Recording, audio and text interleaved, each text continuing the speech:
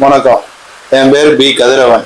நான் தேனி மாவட்ட இளைஞர் காங்கிரஸ் பொதுச் செயலாளராக இருக்கேன். தேனி மாவட்டம் வந்து இயற்கை வளம் சார்ந்த ஒரு மாவட்டம். 1991 2006 வரைக்கும் 3 தடவை தொடர்ந்து ராமச்சந்திரன் மாமா அவர்கள் எம்எல்ஏவாக காங்கிரஸ்ல இருந்தாரு.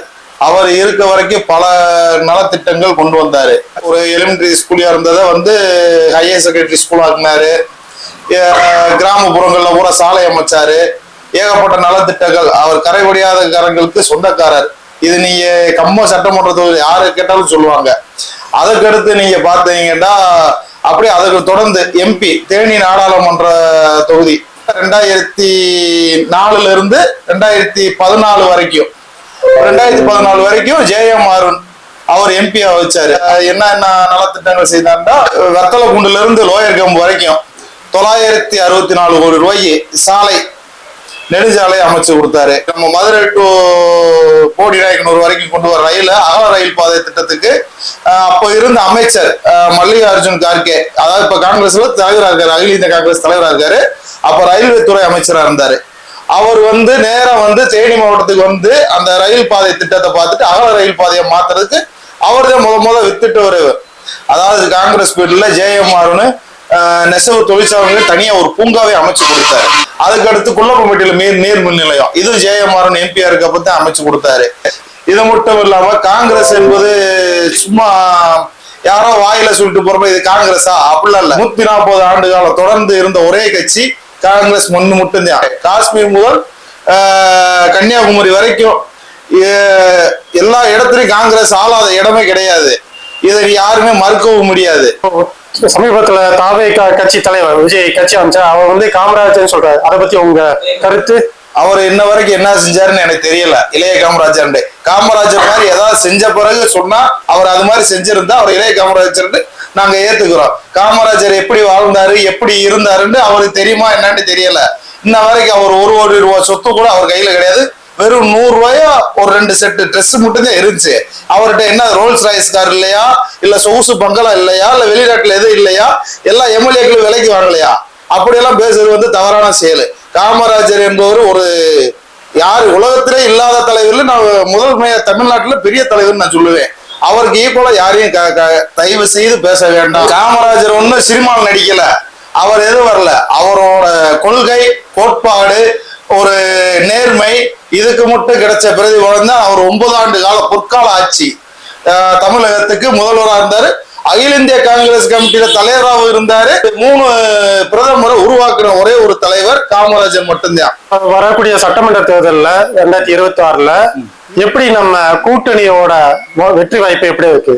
கண்டிப்பா 100% நல்ல வாய்ப்பா இருக்கு. நம்ம கேட்கிற தொகுதி இன்னும் கொஞ்சம் அதிகமா கேட்டிருக்கோம். தேனி மாவட்டத்தை கம்பல்சரியா ஏதாவது ஒரு தொகுதி கொடுப்பாங்க. அந்த தொகுதியில் நாங்க யாருக்கு ஒரு காங்கிரஸ் அடிப்படை உறுப்பினர் உள்ள ஒரு உண்மையான நிர்வாகிகளுக்கு கொடுத்தாலும் நாங்க இறங்கி வேலை செய்வோம். இதுக்கு நாங்க 100% ஜெயிக்க வைப்போம். இது தேனி மாவட்டத்தில் உள்ள நிர்வாகி அனைவரும் எடுத்த ஒரு முடிவு. 2025 தான் நாங்க தேர்ந்தெடுக்கப்பட்டோம். அதாவது இளைஞர் காங்கிரஸ் தேர்தல் படி முறைப்படி எப்படின்னா செல் ஆப்ல மூலியமா 18 வயசுக்கு இருந்து 35 வயசுக்குள்ள மட்டும் இளைஞர்ல சேர்க்க முடியும். நாங்க 2 பேரும் சேர்ந்து ஒரு 7000 ஓட்டு அதாவது தலைவரும் பொதுச் செயலாளரும் 7000 ஓட்டு நம்ம வாங்கினோம். தமிழ்நாட்டுல 3வது இடம்.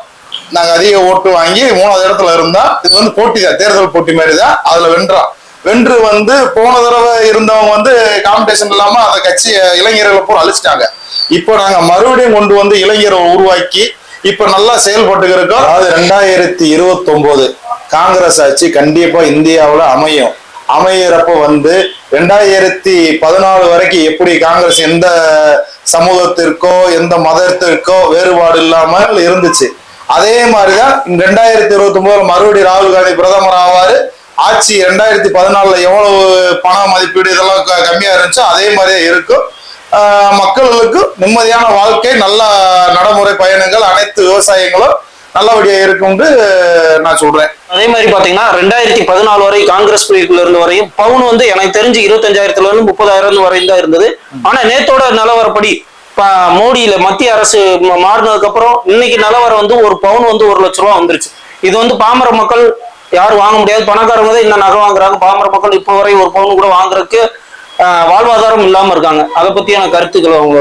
அதாவது மோடி அவர் ஒரு தனி ஒரு பின்பற்றவே உருவாக்கிட்டு இருக்காரு. சாதாரண ஒரு சட்டையில என்ன பண்ணணுமோ உங்களுக்கு இப்ப இல்ல, 10 ஆண்டுகளுக்கு முதலே அவர் செஞ்சுட்டாரு. ஒரு சட்டைக்கு இவ்வளவு மெனக்கிடணுமாண்டு அதவே அவ்வளவு செஞ்சவர் தங்கத்தை விடுவாரா?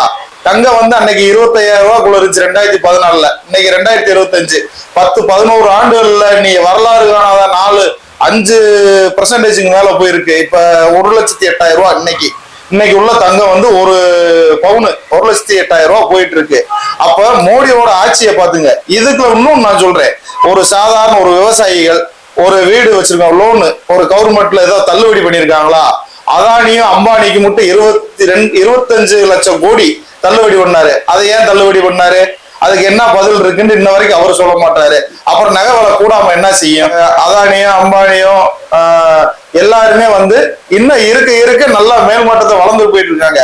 ஏழைகள் பூரா இருக்க இன்னும் கீழே வராங்க. ஒரு விவசாயிகளுக்கு ஒரு நலத்திட்டம் இன்ன வரை செஞ்சது இல்ல, ஒரு பாமர மக்களுக்கு எதுவும் செஞ்சது இல்ல. பணக்காரனாவே இருக்கான், ஏழையாவே இருக்கான். ஏழைகளுக்கு என்ன நலத்திட்டம் உதவி செய்யறான்னு தெரியல. ஆட்சிக்கு வரப்ப என்ன சொன்னாரு? வெறும் ஒவ்வொரு அக்கௌண்ட்லயும் 15 லட்சம் ரூபாய் நான் போடுறேன், நான் போட்டுதான் நான் மக்களுக்கு நான் நல்லது செய்ய வேண்டாம்ல. எத்தனை 15 லட்சம் போட்டான்னு எனக்கு தெரியல.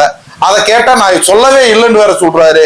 மோடியும் அமித்ஷாவும் இன்னும் இந்த இந்தியாவை வேற விலைக்கு வித்துட்டு போயிடுவாருன்னு நான் நினைக்கிறேன்.